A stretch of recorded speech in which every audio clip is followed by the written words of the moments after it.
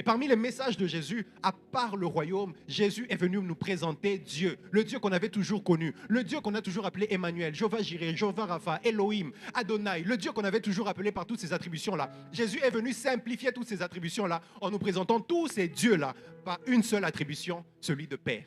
Amen, amen. Amen, amen. Et il y a une raison bien précise pour laquelle Jésus a voulu nous montrer principalement Dieu comme le Père.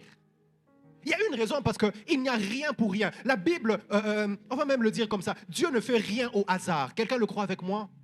Donc si Dieu a envoyé son Fils pour nous sauver, pour mourir pour nous, dans le plan du salut, il n'y avait pas que la mort de Jésus, mais il y avait aussi la présentation de Dieu, le Sauveur, comme le Père. Amen, amen. Ça faisait partie du plan du salut.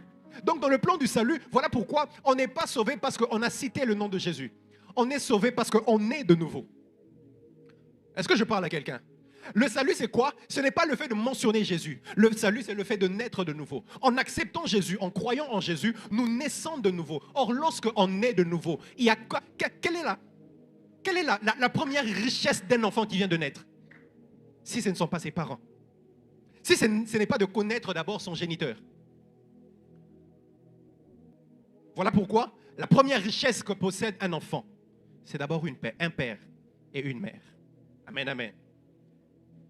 Et dans notre nature spirituelle, justement, parce que nous naissons de nouveau, la première présentation que Jésus voulait faire, c'était de nous montrer d'abord qui est notre Père.